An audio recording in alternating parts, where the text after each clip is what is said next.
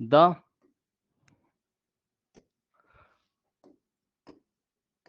length and radius of a cylindrical measured, a cylinder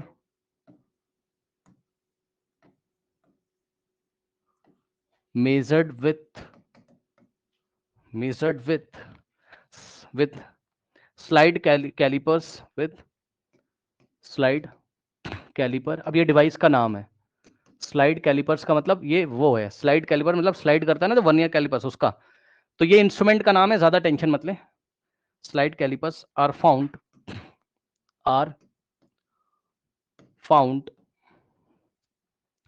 to be 4.54 centimetre and 1.75 and 1.75 centimetre, है ना, respectively ठीक। Calculate the volume of the cylinder, calculate the volume of the cylinder, calculate the volume of the cylinder. अब बच्चों को जरा बताइए इसका solution. Yes, इसका जरा सॉल्यूशन बताइए स्टूडेंट्स। यहां पर एक सिलेंडर है आपके पास इस तरीके से, ठीक, लेबोरेटरी में एक सिलेंडर रखा था और स्लाइड कैलिपर्स की हेल्प से आपने क्या किया, आपने इसका लेंथ मेजर किया, ठीक, इसका आपने क्या मेजर किया, लेंथ।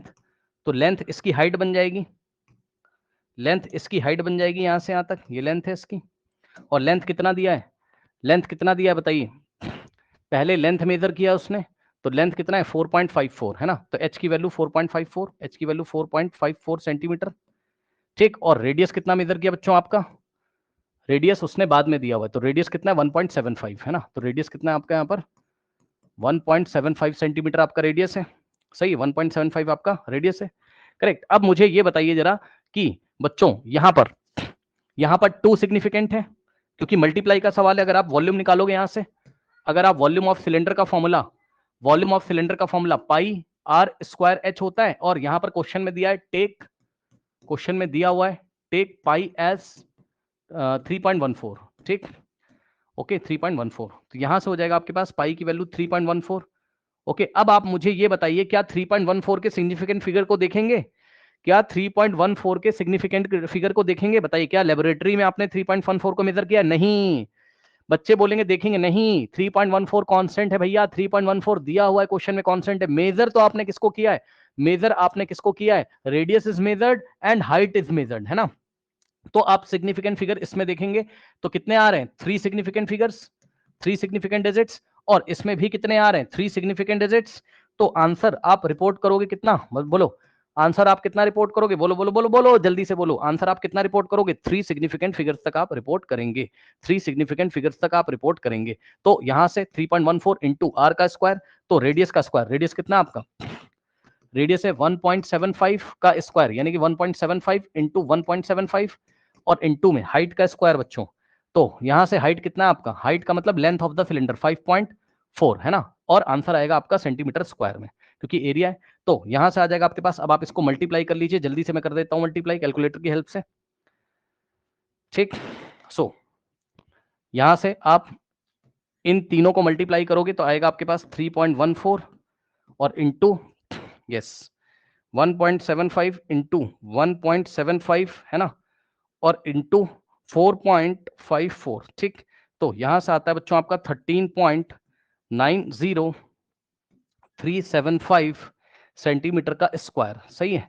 तो यहां से आ जाएगा आपके पास बच्चों, है ना, इतना आ गया, इंटू 3.14 इंटू 3.14 आप करोगे तो आएगा आपका 43.65777 और 5 और साथ में सेंटीमीटर स्क्वायर। अब आप देखोगे यहाँ 3 सिग्निफिकेंट और यहाँ 3, तो हमें इसको 3 सिग्निफिकेंट फिगर तक करना है, ठीक है। सेंटीमीटर क्यूब आएगा, I am very sorry, sorry, centimetre cube आएगा, वॉल्यूम निकाल रहे हैं, सेंटीमीटर क्यूब आएगा, वॉल्यूम निकाल रहे हैं, ठीक है। ओके नाउ अब इसको बच्चों हमें 3 सिग्निफिकेंट तक हमको क्या करना है, इसको राउंड ऑफ करना है।